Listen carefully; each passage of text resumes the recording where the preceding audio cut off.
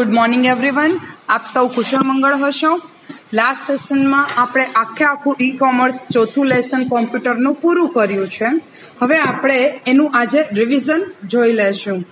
I hope કે તમને કોઈ ડિફિકલ્ટીઝ નહીં થઈ હોય અને આ રિવિઝન જે છે એ તમે લેક્ચર જે અત્યારે હું આપી રહી છું એ તમે સાચવજો। આખે આખું ઈ કોમર્સનો પરિચય જે છે એ એક જ સેશનમાં એનું રિવિઝન થોડુંક સ્પીડમાં જોઈ લેશું, એટલે આપણે એક જ સેશનમાં એ રિવિઝન જે છે એ કમ્પ્લીટ થઈ જાય। મૂળભૂત આશય એનો એ જ છે। ઈ કોમર્સ છેલ્લા કેટલાક દાયકાઓમાં ટેલિકોમ્યુનિકેશન માળખા તથા સોફ્ટવેર તકનીકમાં થયેલ વિકાસને કારણે ઇન્ટરનેટ વ્યાવસાયિક સંસ્થાઓ જેટલું જ વ્યક્તિગત રીતે પણ ઘણું જ લોકપ્રિય બની રહ્યું છે। આજકાલ ઇન્ટરનેટે વ્યવસાયના સંચાલનની પદ્ધતિમાં ક્રાંતિકારી ફેરફારો કર્યા છે। ખરીદી, બેંકને લગતા કાર્યો, બિલની ચૂકવણી જેવા હેતુઓ માટે લોકો ઇન્ટરનેટનો વ્યાપક રીતે ઉપયોગ કરે છે। ઉત્પાદનનું માર્કેટિંગ અને વેચાણ, સૂચિપત્રો દર્શાવવા, શેરની લે વેચ અને ગ્રાહક સેવા જેવી વિવિધ પ્રવૃત્તિઓ માટે વ્યાવસાયિક સંસ્થાઓ ઇન્ટરનેટનો ઉપયોગ કરે છે, જેને ઈ કોમર્સ તરીકે વ્યાખ્યાયિત કરવામાં આવે છે। ઈ કોમર્સ એ સંસ્થાઓ, વેપારીઓ અને ગ્રાહકોને તેમના ખર્ચમાં રાહત આપે છે અને માલ અને સેવાની ગુણવત્તા વધારવામાં સહાયભૂત થનારી એકદમ અતિ આધુનિક પદ્ધતિ છે તેવું કહી શકાય। તે લોકોને સમય અને અંતરના અવરોધથી ઉગારી વૈશ્વિક બજાર અને વ્યાવસાયિક તકોનો લાભ લેવાની સુવિધા પૂરી પાડે છે। પુસ્તકો, ઇલેક્ટ્રોનિક સાધનો, મોટર કાર, પ્રવાસન યોજનાઓ, હોલિડે પેકેજીસ અને બીજા અનેક પ્રકારના ઉત્પાદનો અને સેવાઓનો વ્યાપાર ઓનલાઈન થાય છે। ઈ કોમર્સ આખા વિશ્વને એક વૈશ્વિક સ્થાન બનાવી દીધું છે, જ્યાંથી કોઈ પણ વ્યક્તિ કોઈ પણ સ્થળેથી કંઈ પણ પ્રકારની ખરીદી કરી શકે છે। ઇન્ટરનેટ જેવા ઇલેક્ટ્રોનિક માધ્યમનો ઉપયોગ કરી ઉત્પાદનનું ખરીદ, વેચાણ, સેવા અને માહિતી પૂરી પાડવાનું કાર્ય એટલે ઈ કોમર્સ એવું કહી શકાય। તમામ પ્રકારની અલગ અલગ પ્રકારની પ્રવૃત્તિઓ માટે વ્યાવસાયિક સંસ્થાઓ દ્વારા અત્યારે ઇન્ટરનેટનો વ્યાપક રીતે ઉપયોગ થતો જોવા મળે છે। સંસ્થાઓ, વેપારીઓ અને ગ્રાહકોને તેમના ખર્ચમાં રાહત આપી માલ અને સેવાની ગુણવત્તા વધારવામાં સહાયભૂત થનારી આધુનિક પદ્ધતિ એટલે ઈ કોમર્સ। વિશ્વભરમાં સૌથી ઝડપી પ્રગતિ કરી રહેલ વેપારની પદ્ધતિ એટલે વેબસાઇટ દ્વારા ઉત્પાદનનું વેચાણ। વ્યવસાયિક પ્રવૃત્તિઓ માટે કરવામાં આવતો ઇન્ટરનેટનો ઉપયોગ લોકોને સમય અને અંતરના અવરોધથી ઉગારી વૈશ્વિક બજાર અને વ્યાવસાયિક તકોનો લાભ લેવાની સુવિધા પૂરી પાડે છે। આ બધા જ કાર્યો ઈ કોમર્સના છે। ઈ કોમર્સના વિનિયોગ વિશે આપણે સવિસ્તૃત ચર્ચા કરી હતી। હવે ટૂંકમાં જોઈ લઈએ application of e commerce. Internet પર પુસ્તકની દુકાન। ઇન્ટરનેટ પર ઈ કોમર્સનો આ સૌ પ્રથમ વિનિયોગ હતો। ગ્રાહકો ઇન્ટરનેટ પર પુસ્તકો ખરીદવાનું પસંદ કરે છે, કારણ કે પુસ્તકોને ભૌતિક રીતે તપાસવાની જરૂર પડતી નથી અને તેનું વર્ણન પણ સરળતાથી કરી શકાય છે। પુસ્તકના શીર્ષક, લેખકના નામ કે પ્રકાશકના નામ દ્વારા પુસ્તકને શોધી શકાય છે। પુસ્તકોનો ઓનલાઈન વિક્રેતા ગ્રાહકોની અભિરુચિની નોંધ રાખે છે અને તેમનો રસ જળવાઈ રહે તે માટે તેમને નવા પુસ્તકોની જાણકારી આપતા રહે છે। www.amazon.com નામની વેબસાઇટ ઓનલાઈન પુસ્તકોની દુકાનોમાંથી સૌ પ્રથમ સ્થાને છે। www.amazon.com, shoppingindiatimes.com, www.buybookindia.com, www.bookshopindia.com વગેરે વેબસાઇટ દ્વારા પણ પુસ્તકો ખરીદી શકાય છે।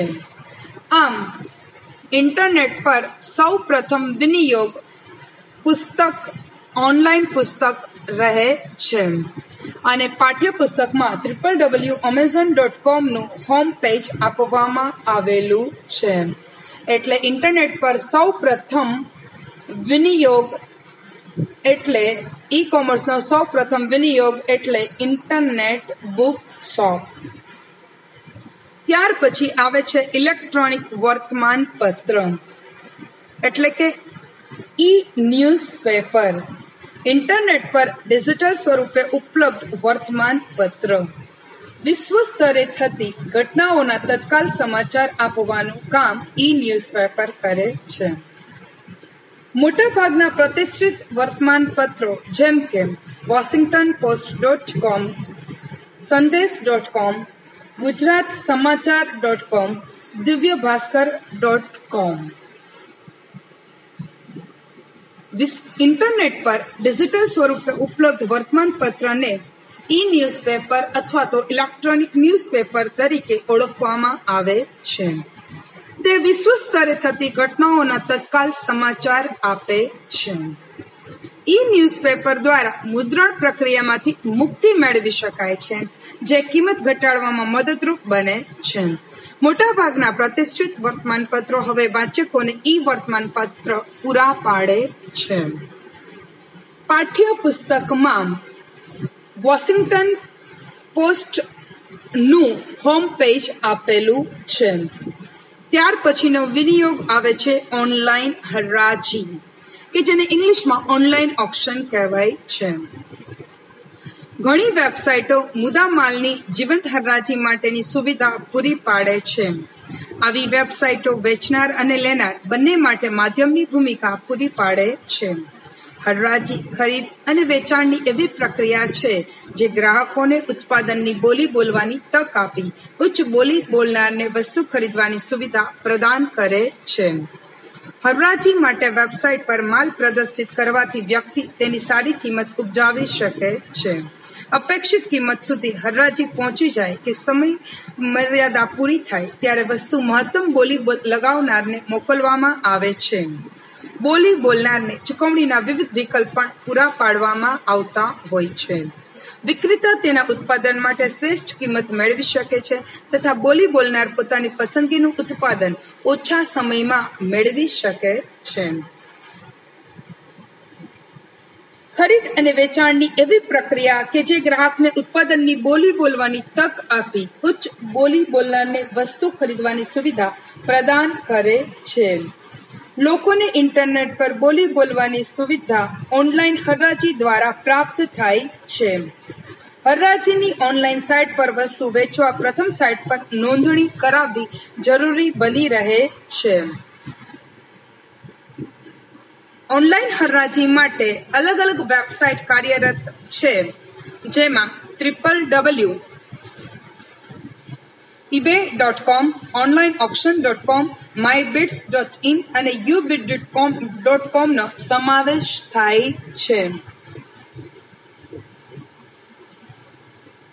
પાઠ્યપુસ્તકમાં ઓનલાઈન હરાજી માટેની જે વેબસાઇટ આપેલી છે તેમાં www.ebay.com નું હોમ પેજ આપેલું છે. ત્યારબાદ આપણે એક પોર્શન જે જોવાનો છે irctc.co.in. ભારતીય રેલવેની જે વેબસાઇટ છે તેનું નામ છે www.irctc.co.in. વિવિધ ટ્રેન અંગેની માહિતી પૂરી પાડે છે તથા ટિકિટની ઓનલાઈન નોંધણી અને ચૂકવણી ઈ કોપી એટલે કે ઇલેક્ટ્રોનિક કોપી સ્વરૂપે ગ્રાહકના ઈમેલ અથવા તો તેના SMS ઉપર આપવામાં આવે છે. SMS નું આખું નામ છે શોર્ટ મેસેજ સર્વિસીસ.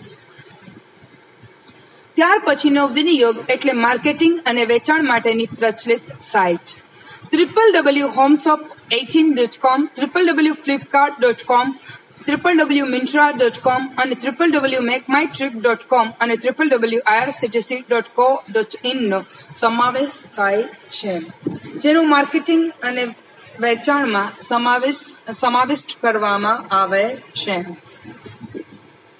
ભારતમાં ઘણી બધી પ્રચલિત ઓનલાઈન દુકાનો આપણને જોવા મળે છે. Flipkart, eBay, India, Snapdeal, Amazon India, Myntra, Domino, Paytm, Jabong વગેરે તેમની માટે કાર્યરત છે. માર્કેટિંગ અને વેચાણની જ્યારે વાત આવે છે ત્યારે ચૂકવણી, જ્યારે કોઈ પણ પ્રોડક્ટ ઈ કોમર્સના માધ્યમથી લેવામાં આવે છે ત્યારે ચૂકવણી માટેના વિવિધ વિકલ્પો આપવામાં આવતા હોય છે. ચૂકવણી આપણે debit card, credit card, smart card કે નેટ બેન્કિંગ દ્વારા સામાન્ય રીતે કરી શકતા હોઈએ છીએ. તો હવે એના પછીનો ઓપ્શન એટલે કે એના પછીનો વિનિયોગ એટલે નેટ બેન્કિંગ આપણે જોઈએ. ઓનલાઈન બેન્કિંગ, નેટ બેન્કિંગને ઓનલાઈન બેન્કિંગ તરીકે અથવા તો ઈ બેન્કિંગ, ઇલેક્ટ્રોનિક બેન્કિંગ સ્વરૂપે પણ ઓળખવામાં આવે છે. ઇન્ટરનેટ દ્વારા બેંકના વ્યવહારોનો અમલ કરવાની પ્રક્રિયા એટલે નેટ બેન્કિંગ.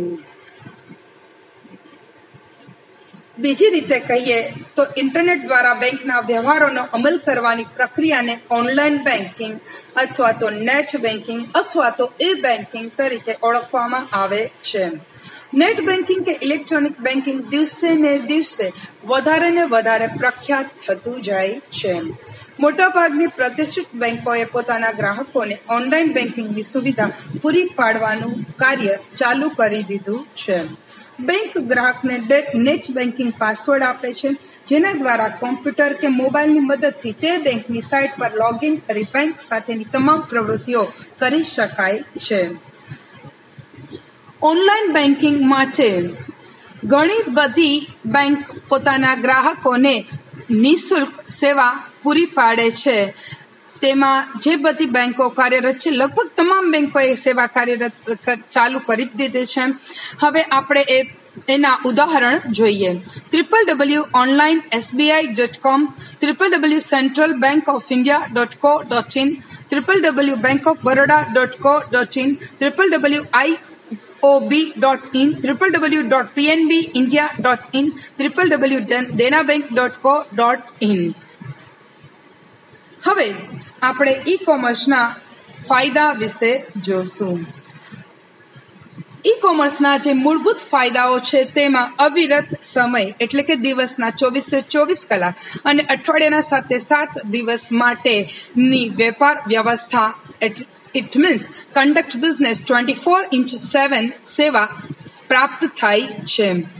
ઓછો ખર્ચ, સરહદ કે ભૌગોલિક મર્યાદાનો અભાવ, no boundaries or geographical limitations, ઉન્નત અને વધુ સારી ગ્રાહક સેવા, improved and better customer services, જૂથ કાર્ય ઇટ મીન્સ ટીમવર્ક, પરિવહનના સમય અને ખર્ચમાં ઘટાડો, eliminate travel time and cost, ઝડપ અને એટલે કે સ્પીડ. આ તમામ ઈ કોમર્સના મૂળભૂત ફાયદાઓ છે. હવે ઈ કોમર્સની મર્યાદાઓ જોઈએ આપણે. તો ઈ કોમર્સની મર્યાદા આપણે જોતા પહેલા ફાયદા હજી થોડાક આપણે વિસ્તૃત રીતે જોઈ લઈશું. ઈ કોમર્સની મદદથી કોઈ પણ સમયે અને સ્થળે વ્યવસાય કરી શકાય છે. ઉત્પાદનના વેચાણ માટે વિતરકો કે અન્ય મધ્યસ્થીઓની ગેરહાજરીથી ગ્રાહકોને ઓછા ખર્ચે ઉત્પાદનની વિશાળ શ્રેણી મેળવવાનો લાભ મળે છે. ઈ કોમર્સની મદદથી વ્યવસાયને તત્કાલ અસંખ્ય ગ્રાહકો સુધી પહોંચાડી શકાય છે. વ્યવસાયની વેબસાઇટ બનાવી તેને ઇન્ટરનેટ પર અપલોડ કરવાથી વૈશ્વિક વિસ્તાર સુધી પહોંચવું સરળ બને છે. ઈ કોમર્સ વધુ સારી અને ત્વરિત ગ્રાહક સેવા પૂરી પાડે છે. વ્યાપારી તેના નવા ઉત્પાદનની જાણ ગ્રાહકને ઈમેલ દ્વારા કરી શકે છે અને તેમની મુશ્કેલીઓનું નિવારણ પણ લાવી શકે છે. ઈ કોમર્સની મદદથી અનેક સંસ્થાઓ સાથે મળી કાર્ય કરી શકે છે. ઈ કોમર્સના કારણે પરિવહનના સમય અને ખર્ચમાં પણ ઘટાડો થાય છે. પરંપરાગત પદ્ધતિઓની તુલનામાં ઈ કોમર્સ વ્યવસાય ઘણો ઝડપી હોય છે. ઈ કોમર્સના કેટલાક જે ફાયદા છે જે ઓલરેડી મેં તમને હમણાં જ કીધું તે અગેન રિપીટ કરું છું. અવિરત સમય માટેની વ્યાપાર વ્યવસ્થા, ઓછો ખર્ચ, સરહદ કે ભૌગોલિક મર્યાદાનો અભાવ, ઉન્નત અને વધુ સારી ગ્રાહક સેવા, જૂથ કાર્ય, પરિવહનના સમય અને ખર્ચમાં ઘટાડો અને ઝડપ. ઈ કોમર્સ જે છે એ સમાજને બીજા પણ ઘણા લાભો પૂરા પાડે છે. તેમાં ઘર, કાર્યાલય કે કોઈ પણ સ્થળેથી ખરીદી, ઉત્પાદનની ખરીદી માટે પરિવહન ઓછું થતું હોવાથી યાતાયાત અને પ્રદૂષણમાં ઘટાડો થાય છે, આરોગ્યલક્ષી સેવાઓ પણ પ્રાપ્ત થાય છે અને ડિસ્ટન્સ લર્નિંગ અને અભ્યાસક્રમ આપણે ઈ કોમર્સના માધ્યમથી ઘરે બેઠા કરી શકાય છે. હવે આપણે ઈ કોમર્સ જે છે તેની મર્યાદાઓ જોઈ લઈશું. પરિવર્તનનો પ્રતિકાર, રેઝિસ્ટન્સ ટુ ચેન્જ. લોકો સામાન્ય રીતે પરિવર્તનને ઝડપથી સ્વીકારતા હોતા નથી, માટે એ તેની મર્યાદા કહી શકાય. પ્રારંભિક ખર્ચ, ઇનિશિયલ કોસ્ટ. પ્રારંભિક ખર્ચમાં સિસ્ટમ જે છે એ લેવા માટેનો ખર્ચ, સોફ્ટવેર લેવા પડે, હાર્ડવેર લેવા પડે અને તેની ટ્રેનિંગ જે છે એ કર્મચારીઓને આપવી પડે, એટલે ઇનિશિયલ કોસ્ટ જે છે એ થોડું વધી જાય છે. સુરક્ષા, સિક્યોરિટી, ગોપનીયતા, પ્રાઇવેસી અને વિશ્વાસનો અભાવ, લેક ઓફ ટ્રસ્ટ. ઉત્પાદનને પહોંચાડવાનો સમય, time of delivery of products. સામાન્ય રીતે આપણી મેન્ટાલિટી એવી હોય છે કે આપણે જે તે વસ્તુ લઈએ તે આપણી સાથે ઘરે લઈને આવતા હોય છે, જ્યારે અહીંયા આપણે ટોટલી વિઝ્યુલાઇઝેશન હોય છે, એટલે આપણે શોપિંગ કરવાની હોય છે, આપણે ફક્ત એવી રીતે પેમેન્ટ કરી દઈએ અને વસ્તુ જે છે એ નિર્ધારિત સમયગાળામાં આપણી ઘરે આવી જાય, એટલે વસ્તુ આપણી સાથે આવતી નથી. એટલે આપણી જે મેન્ટાલિટી હોય છે તેનાથી વિપરીત કામગીરી અહીં થતી હોવાથી વિશ્વાસનો અભાવ આપણને અહીં દેખાય છે. ઘણી વખત આપણા જે ટ્રાન્ઝેક્શન્સ હોય છે તેમાં સિક્યોરિટી અને પ્રાઇવેસી પણ મેન્ટેન થતી નથી, એટલે ક્રેડિટ કાર્ડ જેવી આપણી વિશ્વસનીય માહિતી જો કોઈ હેકર્સના હાથમાં આવી જાય તો અલ્ટિમેટલી આપણને નુકસાન થાય છે, જે આપણને એક ટ્રાન્ઝેક્શન્સ ફરીથી કરવા માટે પ્રેરતું નથી. એ અડચણરૂપ ત્યાં થાય છે. હવે આપણે પરંપરાગત વ્યવસાય અને ઈ કોમર્સ વચ્ચેનો તફાવત જોશું. આપણે જાણીએ છીએ કે દરેક સિક્કાની બે બાજુ હોય જ છે, તેમ પરંપરાગત વ્યવસાય અને ઈ કોમર્સને પોતાના ફાયદાઓ અને ગેરફાયદાઓ છે. હવે એના વિશે આપણે ચર્ચા કરીશું. સૌ પ્રથમ આપણે પરંપરાગત વ્યવસાય જોશું. સંસ્થાએ કોઈ એક જ ઉદ્યોગ સાથે અને તે પણ સીમિત ભૌગોલિક વિસ્તારમાં જ સ્પર્ધા કરવાની રહે છે, જ્યારે ઈ કોમર્સમાં વ્યાપારનો વિસ્તાર સીમિત હોતો નથી. નિશ્ચિત સમયગાળા દરમિયાન અથવા વ્યવસાયના કલાકો દરમિયાન જ વ્યાપાર પરંપરાગત વ્યવસાયમાં કરવામાં આવે છે, જ્યારે ઈ કોમર્સમાં અવિરત સમય 24/7 માટેની વ્યાપાર વ્યવસ્થા પૂરી પાડવામાં આવે છે.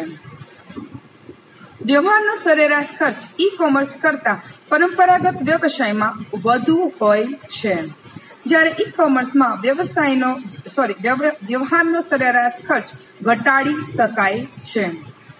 ગ્રાહકને ઉત્પાદનનો સ્પર્શ કરીને, સૂંઘીને કે તપાસવાની તક પરંપરાગત વ્યવસાયમાં મળે છે. ઉત્પાદન હાથમાં આવ્યા બાદ જ તપાસી શકાય છે. ઈ કોમર્સના માધ્યમથી ઉત્પાદન હાથમાં આવ્યા બાદ જ તપાસી શકાય છે. ગ્રાહક પોતે જ ઉત્પાદનને ખરીદીને ચૂકવણી કરી શકે છે. પરંપરાગત વ્યવસાયથી આપણે ગ્રાહક પોતે જ ઉત્પાદનને ખરીદી અને તરત જ તેને પૈસાની ચૂકવણી કરી શકે છે, જ્યારે ઈ કોમર્સમાં ગ્રાહક પોતાના ક્રેડિટ કાર્ડ નંબર જેવી ગુપ્ત માહિતી આપે છે, જેથી સુરક્ષા ખૂબ જ જરૂરી બની રહે છે. હવે આપણે ભારતમાં ઈ કોમર્સ વિશે જોશું. અન્ય દેશોની તુલનામાં ભારતમાં ઈ કોમર્સનો પ્રવેશ અપેક્ષાકૃત થોડો મોડો થયો છે, છતાં તેમાં નવા પ્રવેશોની વિપુલ સંખ્યાને કારણે તેનો વિકાસ ઘણી ગતિથી થઈ રહ્યો છે. ભારતીય ઓનલાઈન ખરીદદારો માટે ઉચ્ચ કક્ષાના સાધનોથી લઈને જૂના પુસ્તકો સુધીની તમામ વસ્તુઓ હવે એક બટન ક્લિક કરવાથી મેળવી શકાય છે. લાખો લોકો માટે તે નવી ક્ષિતિજો અને તક ખોલી આપે છે. ઇન્ટરનેટ ભારતના ગ્રામ્ય વિસ્તારમાં પણ પહોંચી ચૂક્યું હોવાથી ત્યાંના લોકોની જીવન પદ્ધતિ, વપરાશની ગુણવત્તા અને જથ્થો તથા વિચારધારામાં આમૂલ પરિવર્તન આવી રહ્યું છે. Flipkart, eBay India, Snapdeal, Amazon India, Myntra, Domino, Paytm, Jabong જેવી અનેક ઓનલાઈન દુકાનો ભારતમાં હવે પ્રચલિત બની રહી છે. લોકો તેના માધ્યમથી વિવિધ પ્રકારના વ્યવહારો કરતા થઈ ગયા છે. લગભગ 80% ભારતીય ઈ કોમર્સ વ્યવસાય માલ મેળવતી વખતે તત્કાલ ચૂકવણીની સુવિધાનો ઉપયોગ કરે છે. ઉદ્યોગ નિષ્ણાતો ભારતમાં ઈ કોમર્સ ઉદ્યોગના સંભવિત ભવિષ્ય માટે ખૂબ જ આશાવાદી છે. આમ આપણે ઈ કોમર્સના ફાયદા, ઈ કોમર્સની મર્યાદાઓ, ભારતમાં ઈ કોમર્સ, પરંપરાગત વ્યવસાય વિરુદ્ધ ઈ કોમર્સ, એ તમામ ટોપિક્સ જોઈ લીધા. હવે આપણે ઈ કોમર્સની વ્યાવસાયિક પ્રતિકૃતિઓ વિશે ચર્ચા કરીશું.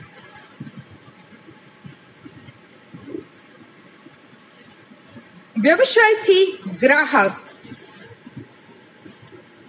એટલે કે B2C, બિઝનેસ ટુ કન્ઝ્યુમર. વ્યવસાયથી ગ્રાહક ઇન્ટરનેટ દ્વારા વેબસાઇટના ઉપયોગથી વ્યવસાયિકો કે સંસ્થાઓ ગ્રાહકોને તેમના ઉત્પાદનો કે સેવાઓનું વેચાણ કરે છે. ઇન્ટરનેટ પર સૌથી વધુ જોવા મળતી અને પ્રચલિત જો કોઈ પ્રતિકૃતિ હોય તો તે B2C છે. પ્રતિકૃતિને ઇંગ્લિશમાં મોડેલ તરીકે ઓળખવામાં આવે છે. ઇન્ટરનેટ દ્વારા વેબસાઇટના ઉપયોગથી જે વ્યવસાયિકો કે સંસ્થાઓ ગ્રાહકોને તેમના ઉત્પાદનો કે સેવાઓનું વેચાણ કરે છે તેમના માટે આ પ્રતિકૃતિનો સંદર્ભ આપી શકાય અને તેનો ઉપયોગ કરી શકાય છે. ઇન્ટરનેટ પર ખૂબ જ ઝડપથી ઉત્પાદન સરળતાથી અને ઝડપથી ખરીદી શકાય તે માટે આ મોડેલ ખૂબ જ ઉપયોગી પુરવાર થાય છે. B2Cમાં ઓનલાઈન બેન્કિંગ, મકાનની લે-વેચ, પરિવહન સુવિધાઓ વગેરેનો પણ સમાવેશ કરવામાં આવે છે. વિવિધ પ્રકારની વસ્તુ ખરીદવા માટે flipkart.com એ ઘણી પ્રચલિત વેબસાઇટ છે. Amazon.com, Reddit.com, Webmart.com, Flipkart.com વિવિધ પ્રકારની વસ્તુ ખરીદવા માટે ઘણી પ્રચલિત વેબસાઇટ છે. એટલે કે B2Cની ઉદાહરણ તરીકે આપણે આ વેબસાઇટનો ઉપયોગ કરી શકીએ છીએ. ત્યારબાદ આવે છે વ્યવસાયથી વ્યવસાયી એટલે કે બિઝનેસ ટુ બિઝનેસ, જેને ટૂંકમાં B2B તરીકે ઓળખવામાં આવે છે. જુદા જુદા વ્યવસાયીઓ વચ્ચે થતી ઈ કોમર્સની પ્રવૃત્તિઓને વ્યવસાયથી વ્યવસાયી પ્રતિકૃતિનો સંદર્ભ આપવામાં આવે છે. ટેલિમાર્કેટિંગના વ્યવસ્થાપન, પુરવઠા સાંકળ એટલે કે સપ્લાય ચેન, માલની પ્રાપ્તિ, નિયમિત સમયે માલ પહોંચાડવો, ઓનલાઈન સેવા વગેરે માટે અસરકારક માધ્યમ એટલે કે B2B એમ કહી શકાય છે. B2Bમાં વેચનાર અને ખરીદનાર બંને વ્યવસાયી જ હોય છે. સામેલ થયેલા વ્યવસાયીઓ વચ્ચે વધુ પારદર્શિતાને કારણે વધુ કાર્યક્ષમતા પ્રાપ્ત B2Bના માધ્યમથી કરી શકાય છે. આ વેબસાઇટના ઉદાહરણમાં આપણે જો જોઈએ તો commodity.com અને TradeIndia.comનો સમાવેશ કરી શકાય છે. ત્યાર પછી આવે છે ગ્રાહકથી ગ્રાહક એટલે કે કન્ઝ્યુમર ટુ કન્ઝ્યુમર એટલે કે C2C. C2C વેબસાઇટ પર ઇન્ટરનેટનો ઉપયોગ કરતા વેચનાર કે ખરીદનાર બની શકે છે. C2C પ્રતિકૃતિનું ઉત્તમ ઉદાહરણ હરાજીની વેબસાઇટ છે. ગ્રાહકો વચ્ચે થતી ઈ કોમર્સની પ્રવૃત્તિના વ્યવહારો એટલે C2C. C2C પ્રતિકૃતિનું ઉત્તમ ઉદાહરણ એટલે જે આપણે ઓલરેડી મેં તમને હમણાં છે તે કીધું એ ઓનલાઈન હરાજી એટલે કે ઓનલાઈન ઓક્શન છે. આ વેબસાઇટના ઉદાહરણ આપણે જોઈએ તો ebay.com, OLX.com, Quikr.com નો સમાવેશ કરવામાં આવે છે. ત્યાર પછીનું ચોથું મોડેલ એટલે કે C2B, કન્ઝ્યુમર ટુ બિઝનેસ, ગ્રાહકથી વ્યવસાયી. ઈ કોમર્સનું સૌથી ઓછું વપરાતું જો કોઈ મોડેલ હોય તો એ C2B છે, જેને અવળી હરાજી પણ કહેવાય. અવળી હરાજીને સમાવતી પદ્ધતિ એટલે કે ગ્રાહક દ્વારા ઉત્પાદન કે સેવાની કિંમત નક્કી કરવામાં આવતી હોય છે. ખરીદીની સામાન્ય પ્રક્રિયાને ઉલટાવવા માટે C2C ઇન્ટરનેટનો ઉપયોગ કરે છે, જ્યાં ગ્રાહક દ્વારા ચૂકવણી નક્કી કરવામાં આવે છે અને સંસ્થા નક્કી કરે છે કે તે સ્વીકારવું કે નહીં. C2B, right? વેબસાઇટના ઉદાહરણ જો આપણે જોઈએ તો bitstall.com અને zittle.in કહી શકાય છે. આજે આપણે જોયા તે વ્યવસાય લક્ષી ઈ કોમર્સના 4 મોડેલ આપણે જોયા, જેમાં B2C, C2B, B2B અને C2C નો સમાવેશ થાય છે. હવે સરકાર લક્ષી ઈ કોમર્સ ના જે મોડેલ જોવાના છે તેમાં સૌ પ્રથમ મોડેલ જે આવે છે તે છે G2B, જેને ગવર્મેન્ટ ટુ બિઝનેસ તરીકે અથવા તો સરકારથી વ્યવસાય તરીકે ઓળખવામાં આવે છે. સરકારી વેબસાઇટના વિશાળ નેટવર્કનો ઉપયોગ કરી સરકાર દ્વારા વ્યવસાયી સંસ્થાઓને પૂરી પાડવામાં આવતી સેવાઓ અને માહિતીને સરકારથી વ્યવસાયના સંદર્ભે રજૂ કરવામાં આવે છે. અહીં સરકારી કાર્યાલયોને લગતા વિવિધ ફોર્મ ભરીને રજૂ કરી શકાય છે. ભારતીય સરકારના કરવેરા વિભાગની વેબસાઇટ www.incometaxindia.gov.in છે, જેમાં કરવેરા એટલે કે ટેક્સીસને લગતા તમામ નિયમો, વિવિધ ફોર્મ અને કરવેરાના ઓનલાઈન રિટર્ન ભરવા માટેની સુવિધા આપવામાં આવતી હોય છે.